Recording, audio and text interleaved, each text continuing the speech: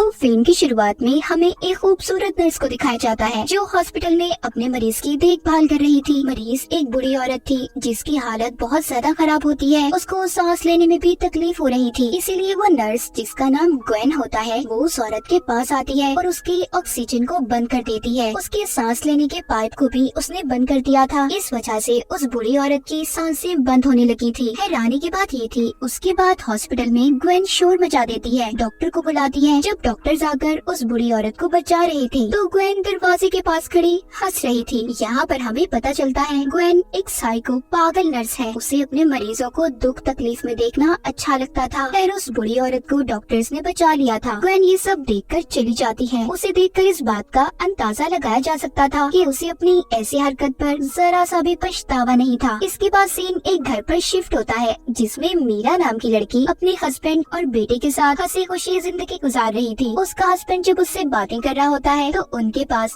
उसका बेटा आता है जो कह रहा था, मॉम मेरे पाँव में दर्द हो रहा है। यहाँ पर हमें पता चलता है कि मीरा के बेटे को एक बीमारी थी जिस वजह से वो सहारे के बगैर सही तरह से चल नहीं पाता था। मीरा अपने हस्बैंड से अपने बेटे के बारे में बात करती है कि खुद से सीढ़ियाँ चढ़ता उतरता है, मुझे उसे देखकर बहुत डर लगता है, कहीं उसे कुछ हो ना जाए। मीरा का हस्बैंड सुनकर कहता है, ओ कम ऑन यार, इतना मत डरा करो, कुछ नहीं होता हमारे बेटे को। तभी हम यहाँ पर मीरा के घर में ग्वेन साइको नर्स को देखते हैं जिसे मीरा ने अपने बेटे की देखभाल के लिए रखा था। यहाँ पर ग्वेन फैमिली मेंबर की तरह मीरा के घर में रहा करती थी। अब ये चारों मिलकर नाश्ता करते हैं। नाश्ते के दौरान मीरा के बेटे ने अपनी स्ट्रेचेस में साखियों को नीचे गिरा दिया था जिसका सहारा लेकर वो चला करता था। ग्वेन उसे वो उठा कर देती है, मगर जैसे हम जानते हैं वो सही काम थोड़ी कर सकती है। उसने उसके पेंच को ढीला कर दिया था ताकि मीरा का बेटा जब उन्हें लेकर चले तो वो नीचे गिर जाए। ग्वेन ये सब अपने मजे के लिए क्या करती थी, जैसा कि हमने कहानी के शुरू में भी देखा था। फिर इसके बाद मीरा का हस्बैंड ऑफिस जाने के लिए तैयार था।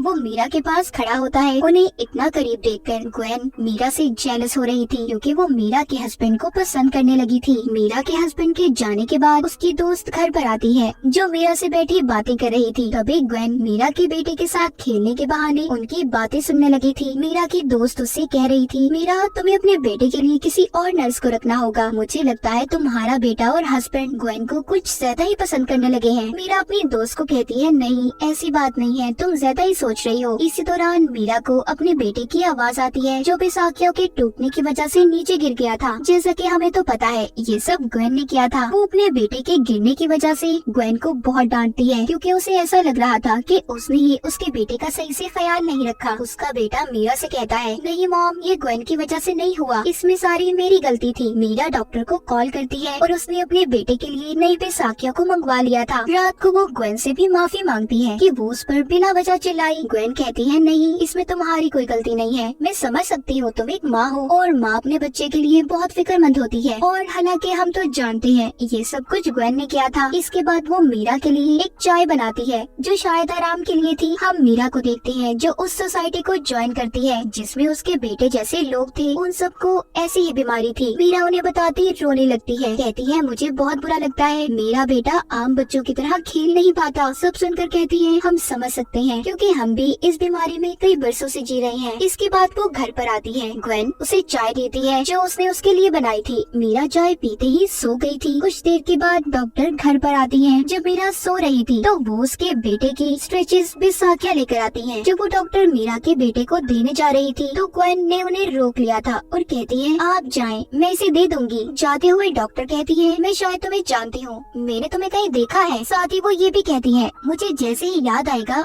आई प्रॉमिस, मैं तुमसे वादा करती हूँ मैं तुम्हें जरूर बताऊंगी। इतना कहकर वो वहाँ से चली गई थी। उसी शाम ग्वेन उस डॉक्टर के घर पर जाती है और उन्हें बताती है, आपने सही कहा था कि आप मुझे जानती हैं, मैं भी अक्सर आप ही को याद करती हूँ। इतना कहने के बाद उसने डॉक्टर को पकड़कर उसकी बाजू में इंजेक्शन लगा दिया था। यहाँ पर हमें पता चलता है कि कहानी के शुरू में ग्वेन ने जिस बूढ़ी औरत को मारने की कोशिश की थी उसकी जान इसी डॉक्टर ने बचाई थी, मगर अब ग्वेन को डर था कि कहीं ये बात डॉक्टर मीरा के हस्बैंड को न बता दे, इसलिए उसने ड्रग वाला इंजेक्शन लगाकर उसे मार दिया था।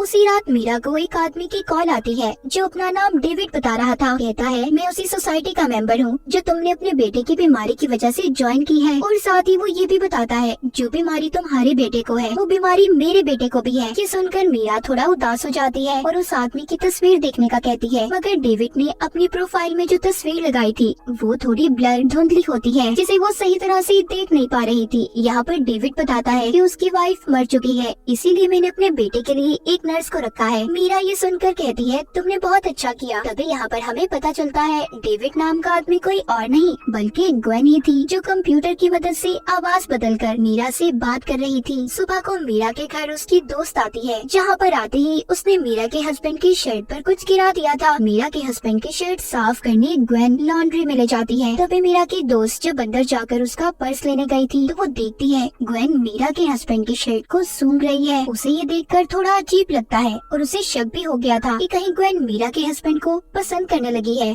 मगर ये बात वो अपनी दोस्त मीरा को नहीं बताती क्योंकि उसे डर था कि कहीं उसकी फैमिली खराब ना हो जाए। रात को दोबारा से ग्वेन डेविड बनकर मीरा से बात करती है और उसे उसके बेटे के बारे में पूछती है। मीरा बताती है कि हाँ, मेरा बेटा अभी कुछ नॉर्मल है, मगर मुझे उस दिन बिल्कुल अच्छा नहीं लगा जिस दिन वो गिर गया था। इतनी बातें करने के बाद ग्वेन जल्दी से मीरा के पास जाती है ताकि वो उसे पकड़ सके कि वो किसी आदमी से बात कर रही है, और इस खेल में वो कामयाब भी हो गई थी। जाते हुए वो मीरा के हस्बैंड से कहती है, मैंने अभी मीरा को सुना वो शायद किसी से बात कर रही थी। वो चाहती थी कि मीरा का हस्बैंड उस पर शक करे और मीरा को छोड़ दे, मगर यहाँ पर उसकी गेम उल्टी हो जाती है। मीरा का हस्बैंड अपनी बीवी के हक में बोलता है और कहता है वो बहुत ज्यादा काम कर रही है आजकल, उसकी नींद भी पूरी नहीं होती, शायद इसी वजह से वो थोड़ा परेशान भी रहती है। ग्वेन सारी बातें सुनकर मीरा के हस्बैंड के गले लगकर गुड नाइट बोलकर चली गई थी। ग्वेन दरअसल किसी भी तरह मीरा के हस्बैंड को पाना चाहती थी। अगली सुबह हम देखते हैं ग्वेन और मीरा का हस्बैंड किचन में थे। ग्वेन हमेशा मीरा के हस्बैंड के पास रहने के बहाने तलाश किया करती थी। मीरा जब सोकर उठती है तो ग्वेन ने उसके घर के सारे काम कर दिए थे। तभी उसे उसकी दोस्त की कॉल आती है जो मीरा से शुक्रिया बोलती है, ये कहकर कि तुमने मेरे बर्थडे को याद रखा। मगर मीरा थोड़ी कंफ्यूज और हैरान होती है क्योंकि उसने फूलों को नहीं भिजवाया था। ग्वेन उसके पास आती है और बताती है कि तुम अपनी दोस्त की बर्थडे को भूल गई थी ना, तो मैंने उसके घर में फूल भिजवा दिए। मीरा चलते हुए बेहोश होने लगती है। ग्वेन उसे बचाकर सोफे पर ले आई थी। मीरा कहती है कि शायद मुझे किसी डॉक्टर को चेक करवाना चाहिए, इस बारे में तुम मेरे हस्बैंड से कोई बात मत करना। ग्वेन कहती है, तुम्हें डॉक्टर के पास जाने की क्या जरूरत है, मैं तुम्हारा ब्लड खून को लेकर लैब में टेस्ट करवा दूंगी। अब रात को ग्वेन दोबारा से डेविड बनकर मीरा से बात करती है। मीरा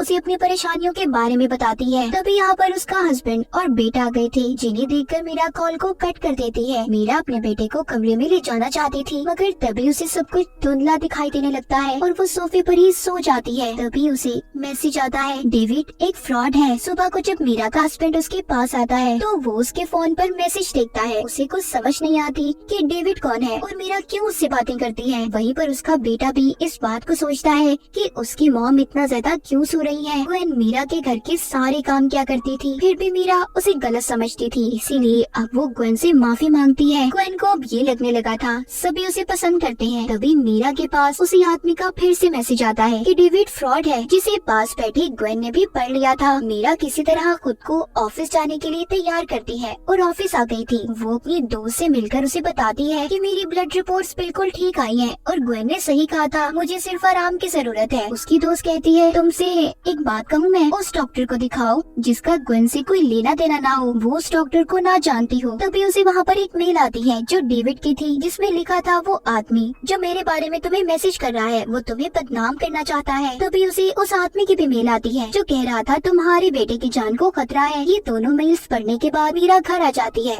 और बहुत ज्यादा परेशान भी थी। इस बारे में उसने ग्वेन को भी बता दिया था और कहती है, उस आदमी से मिलने मैं शाम को कैफे में जाने वाली हूँ। ये सभी बातें मीरा का हस्बैंड भी सुन लेता है, जिसे अब लगने लगा था कि ग्वेन की बातें सच है, उसकी बीवी उसे धोखा दे रही है।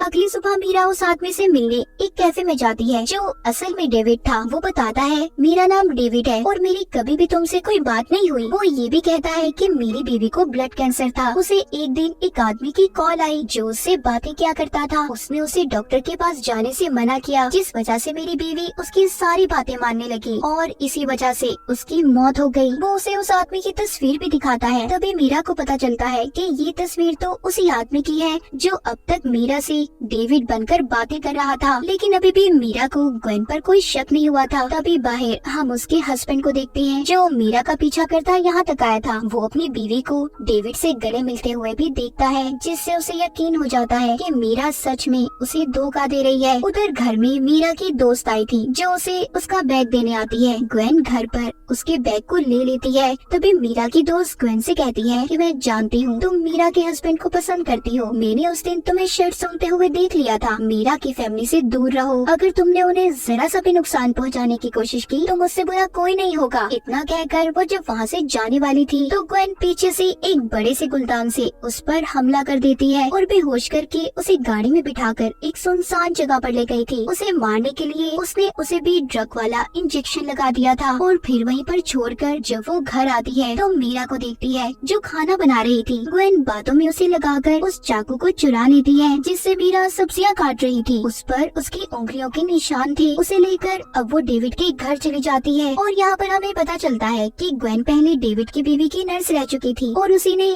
आदमी बनकर उससे बातें की और डॉक्टर की ट्रीटमेंट को रोकने का भी कहा। यहाँ पर ग्वेन उसी चाकू से डेविड को भी मार देती है और उसके पास मीरा के खून को गिरा दिया था जो उसने उसके ब्लड टेस्ट के लिए लिया था, जिससे लगे कि डेविड का खून मीरा ने किया है। उस रात मीरा का हस्बैंड भी नशे की हालत में घर आता है क्योंकि वो अपनी बीवी की वजह से बहुत ज्यादा परेशान था। ग्वेन उसकी ये हालत देखकर उसके करीब आने की कोशिश करती है, मगर मीरा का हस्बैंड अभी भी अपनी बीवी के बारे में ही सोच रहा था। सुबह को मीरा जब नींद से उठती है तो वो मैसेज देखती है जो डेविड का था, जिसमें लिखा था कि मैं अपने लिटिल बॉय की वजह से सो नहीं सका। तभी मीरा की नजर उस बॉटल पर पड़ती है जो उसके हाथ में थी, जिस पर लिखा हुआ था लिटिल बॉय, जो ग्वेन ने लिखा था। उसे याद आता है कि डेविड और ग्वेन हमेशा लिटिल बॉय लफ्ज इस्तेमाल करते हैं। वो उस बॉटल के पानी को जब फेंकने जाती है जो उसे ग्वेन ने दिया था, उसमें उसे पानी में मिला हुआ कुछ पाउडर सा महसूस होता है। यहाँ पर मीरा को ये बात समझ आ गई थी कि ग्वेन उसको पानी में कुछ मिला कर देती है जिससे उसे नींद आया करती थी। इसके बाद मीरा अब ग्वेन के कमरे में जाती है जहाँ पर उसे एक किताब मिली थी जिसमें जहरीली दवाइयों के बारे में लिखा हुआ था। उसे बेड के नीचे से भी बहुत सी जहरीली दवाइयाँ मिलती हैं। इसी दौरान वो देखती है कि ग्वेन घर पर आ गई थी। मीरा जब दरवाजा खोलती है तो ग्वेन समझ जाती है कि उसने बोतल से पानी नहीं पिया, जिस वजह से वो अब तक जाग रही थी। इसीलिए वो दोबारा से दवाई मिला पानी देकर कहती है इसे पी लो और आराम करो। वो मीरा के बेटे को साथ लेकर हॉस्पिटल चली गई थी जहाँ पर वो उसकी थेरेपी करवाया करती थी। मीरा अपने बेटे को रोकना चाहती थी मगर वो नहीं रुकता और ग्वेन के साथ चला गया था। ग्वेन और अपने बेटे के जाने के बाद वो फिर से ग्वेन के कमरे में जाती है और वीडियो बनाने लगती है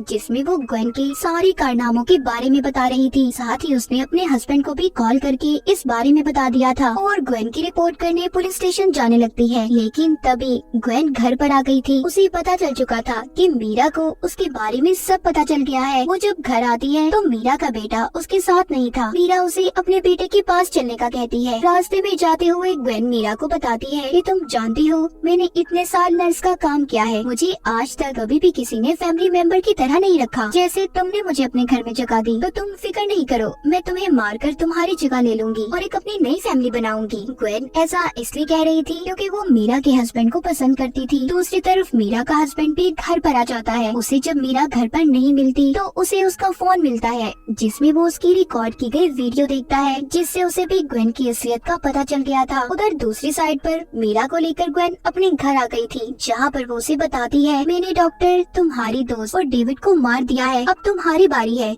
ये सुनकर मीरा को अपने बेटे की फिक्र होने लगी थी। वो अपने बेटे को ग्वेन के घर पर ढूंढने लगती है। वो कहती है तुम्हारा बेटा तो अभी क्लिनिक में है, मैं तो यहाँ पर तुम्हें मारने आई हूँ और मैंने उस चाकू से डेविड को मारा है जिस पर तुम्हारी उंगलियों के निशान है। पुलिस तुम्हें कातिल समझेगी और तुमसे तुम्हारा बेटा और हस्बैंड नफरत करेंगे। तभी मीरा जब यहाँ से भागने लगती है तो ग्वेन ने उसे पकड़ लिया था और उसका गला दबाकर उसे मारने की कोशिश कर रही थी। मीरा किसी तरह से एक बर्तन उठाकर ग्वेन के सर पर देकर मारती है जिससे वो जख्मी हो गई थी और बेहोश भी हो जाती है और जिसके बाद मीरा फौरन से अपने घर की तरफ निकल गई थी। कहानी के आखिर में हमें मीरा, उसका हस्बैंड और बेटा दिखाया जाता है जो फिर से एक खुशहाल जिंदगी गुजारने लगे थे। वहीं पर ग्वेन को इतने सारे खून करने के जुर्म में सजा हो गई थी। तो देखा आपने ग्वेन कितनी खतरनाक थी। अगर आप किसी को भी घर पर रखें तो उसके बारे में पूछताछ जरूर कर लें। अपना और अपने प्यारों का ख्याल रखें। और इसी के साथ इस फिल्म की कहानी यहीं पर खत्म हो जाती है।